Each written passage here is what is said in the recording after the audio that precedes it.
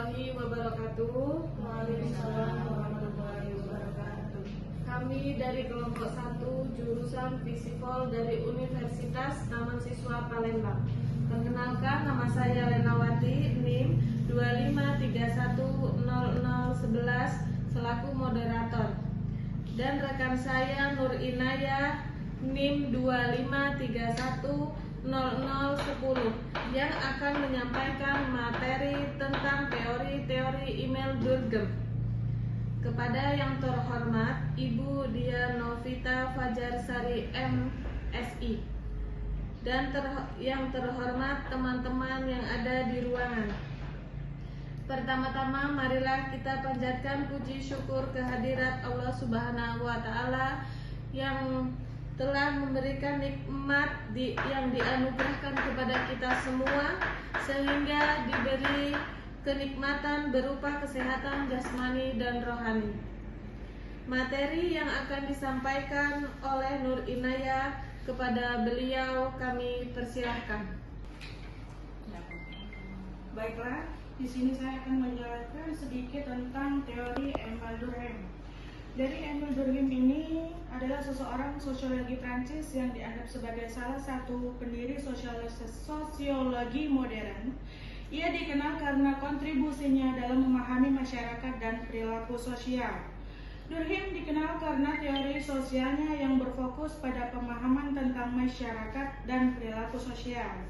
Ia memperkenalkan konsep-konsep seperti solidaritas sosial, anomie, dan fungsi sosial yang masih digunakan dalam sosialisasi modern. Latar belakang munculnya teori Durkheim muncul sebagai respon terhadap perubahan sosial yang terjadi di Eropa pada abad ke-19, seperti industrialisasi dan urbanisasi. Permasalahan yang muncul pada teori Emile Durkheim seperti anomie, kondisi ketika norma dan nilai sosial menjadi tidak jelas atau hilang, menyebabkan kebingungan dan disorientasi pada individu. Solusi masalah pada teori yang diterapkan, misal dalam solidaritas sosial, Durkheim membedakan dua jenis solidaritas, yaitu mekanik atau berdasarkan kesamaan, dan organik atau berdasarkan perbedaan dan saling ketergantungan. Kaitan teori tersebut dengan kehidupan sehari-hari, misal dalam pendidikan. Durkheim menekankan pentingnya pendidikan dalam menanamkan nilai dan norma sosial kepada generasi muda. Demikian materi yang dapat saya sampaikan. Saya ucapkan terima kasih. Setelah kita bersama-sama mendengarkan penjelasan dari Saudara Inayah tadi, maka saya punya satu pertanyaan, nggak banyak-banyak, satu aja. Oke. Bagaimana Emile Durkheim menjelaskan perbedaan antara masyarakat tradisional dan masyarakat modern dalam teori sosialnya? Dan tolong berikan contohnya. Terima kasih.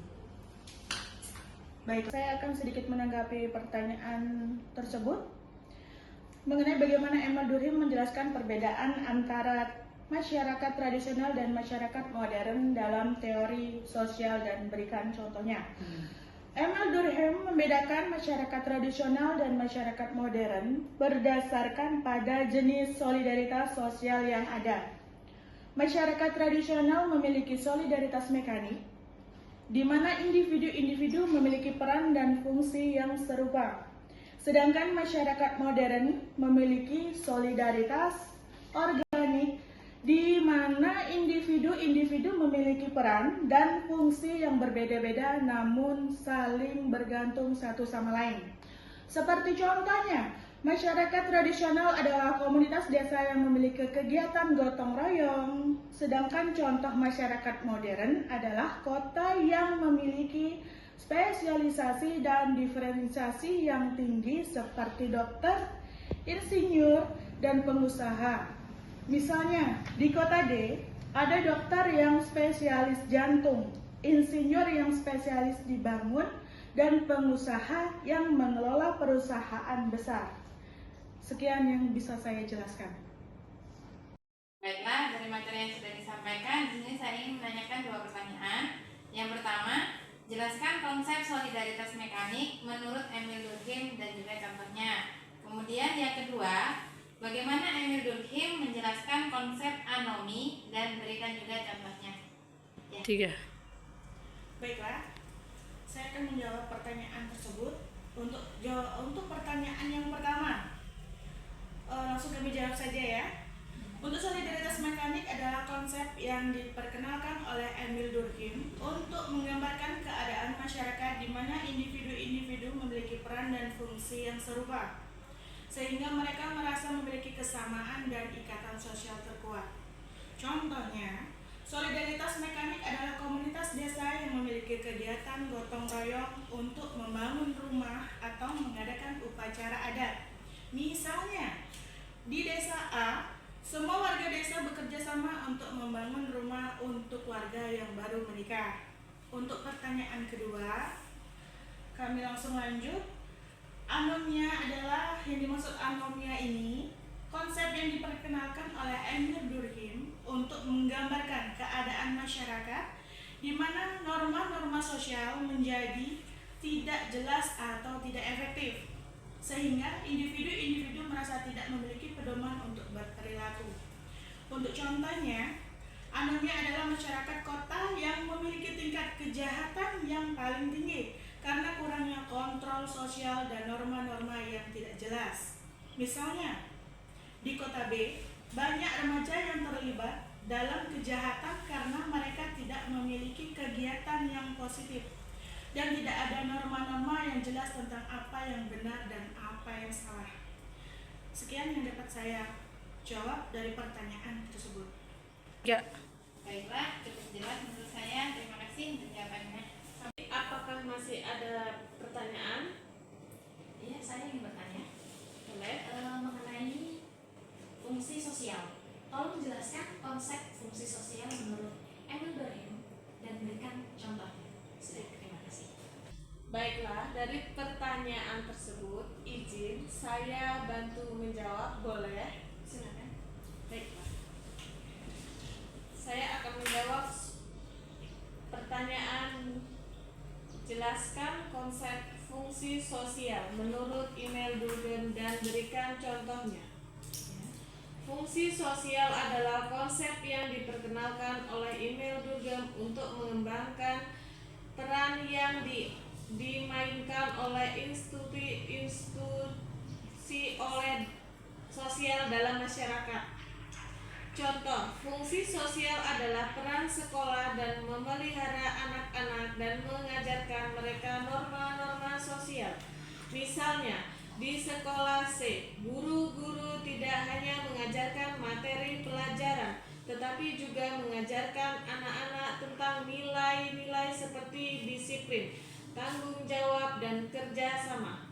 Demikian jawaban yang bisa saya jawab. Baiklah, saya akan membacakan kesimpulan dari hasil diskusi sore ini. Kesimpulan, Emil Durkheim adalah seorang sosiologi Perancis, telah memberikan kontribusi besar dalam memahami masyarakat dan perilaku sosial. Teori sosialnya tentang solidaritas sosial, anomi, fungsi sosial, dan perbedaan antara masyarakat tradisional dan modern telah membantu kita memahami bagaimana masyarakat berfungsi dan bagaimana individu-individu berinteraksi dengan lingkungan sosial mereka. Selain itu, Durkheim juga menjelaskan bahwa fungsi sosial institusi sosial seperti sekolah dan keluarga sangat penting dalam memelihara norma-norma sosial dan mengajarkan individu-individu tentang nilai-nilai dan perilaku yang diharapkan. Dalam konteks perbedaan antara masyarakat tradisional dan modern, Durkheim menunjukkan bahwa masyarakat modern memiliki solidaritas organik yang lebih kompleks dan diferensiasi yang lebih tinggi dibandingkan dengan masyarakat tradisional. Dengan demikian, teori sosial Emil Durkheim tetap relevan dan penting dalam memahami dan perilaku sosial sosial saat ini. Sekian dari penjelasan kesimpulan yang saya bisa sampaikan. Demikian teori-teori sosial tentang Emil Durkheim yang bisa kami sampaikan. Bila ada salah perkataan dan dalam penyampaian materi ini, kami mohon maaf yang sebesar-besarnya dan saya ucapkan terima kasih banyak. Dan saya tutup dengan bacaan Alhamdulillah. Sekian, wassalamualaikum warahmatullahi wabarakatuh. Waalaikumsalam